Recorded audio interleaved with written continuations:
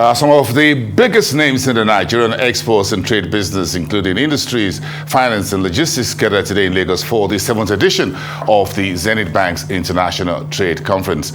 The multi-stakeholder forum provided a platform to seek solutions to issues around structures, costs, policies, incentives and other factors that weigh on Nigeria's non-oil exports. Jim Ovia is the founder and chairman of Zenith Bank PLC, and these were some of his thoughts. Why do we need to export? We've been exporting oil for many years. Even before oil was being exported, we were exporting cocoa.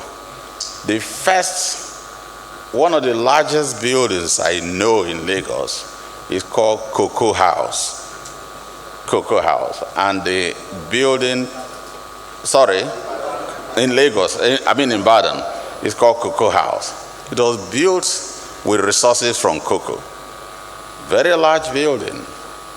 And we also know a building on Broad Street called Western House. Correct me if I'm wrong. It's Western House. What's the height of that building? About almost 18-story building. Yeah, all the corporates are there. All law firms are there. It was built with resources from cocoa and all that. And of course, our imperial masters, that's the British colonial masters, they had built the 25-story building. Not with oil, because at this time we didn't have in commercial quantity. We were not exporting oil at that time. It was money from cocoa, mineral resources. So we've actually been exporting. But now we want to deep dive into other areas, other sectors of the economy other than oil, hence non-oil export. Let's look at what had made many African countries, European countries very successful. I will look at, the GDP of a number of countries in the world today. We have the US,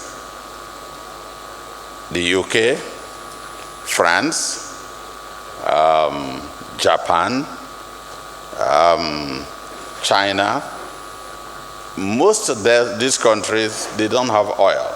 In fact, China doesn't have oil. US has. That's good. Japan doesn't really have oil. But how come they become some of the wealthiest countries in the world? It's because they are doing a great deal of innovation. They are doing a great deal of production, manufactured goods, and services. If we now start looking at the companies, the organizations that are very domiciled in some of these countries, we can see why. One, in terms of information technology and in terms of various resources, in terms of ideas, you have Apple computers, 2.4 trillion in market cap. You have Microsoft, 1.9 trillion in market cap. Alphabet, Google, 1.4 trillion. Tesla, almost 1 trillion. And other healthcare services, Johnson & Johnson, over $500 billion. Then you have Berkshire, you have over $500 billion. And Visa International, over $500 billion. Now, these are not oil related. Could we mimic what they are doing? Could we also create our various non-oil services in these areas? The answer is yes. We're already beginning to achieve that. In Nigeria, we have startup companies, fintech companies, We have Flutterwave, and no, the MD of Flutterwave is probably here. And speaking to the roles and activities of the central bank in trade exports, the governor, Godwin Emefiele, says Nigeria has posted about $2.8 billion so far in non-oil revenue in 2022. He added that the central bank has released 20 billion naira as rebate incentive to non-oil exporters for the second quarter of the year. Theme of this year's seminar, Unlocking Opportunities in Nigeria's Non-Oil Export Sector, is both timely and appropriate. This is because the global economy and the structure within are changing rapidly before our own very eyes. The previous world economic order, underpinned by globalization and seamless trade possibilities, seem to be suffering major disruptions lately.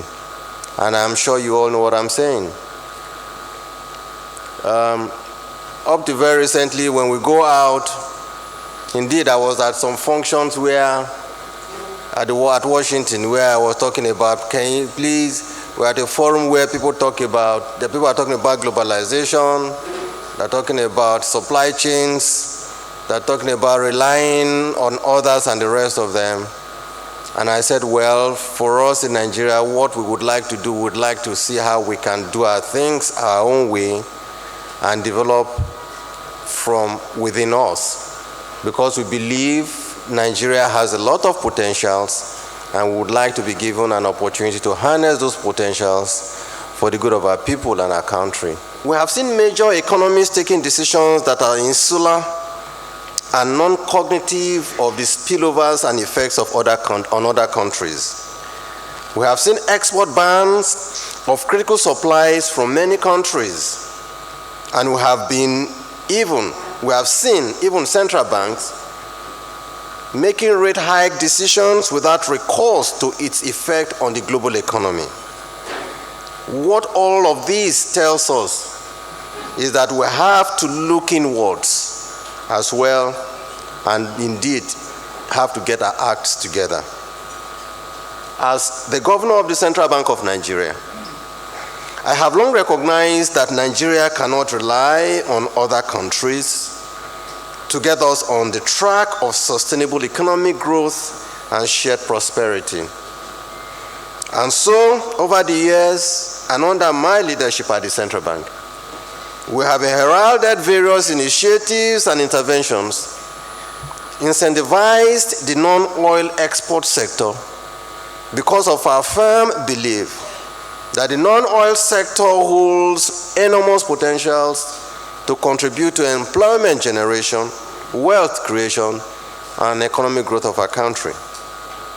The initiatives and interventions of the CBN seek to bridge the gaps in the non-oil export sector by providing funding for working capital and capital expenditure that may be deployed to value chain expansion and or trade-related infrastructure. Let me take us through some of these initiatives. One, 500 billion naira non-oil export stimulation facility. The non-oil export stimulation facility was introduced by the CBN in October 2017 to diversify the revenue base of our economy and expedite the growth and development of non-oil sector in Nigeria. Second, 300 billion naira real sector facility using the differentiated cash reserve, the DCRR. This facility was launched in January 2016 as part of CBN's efforts to stimulate output growth, enhance value addition, and engender productivity in our country. Three, the Commercial Agricultural Credit Scheme, CACS.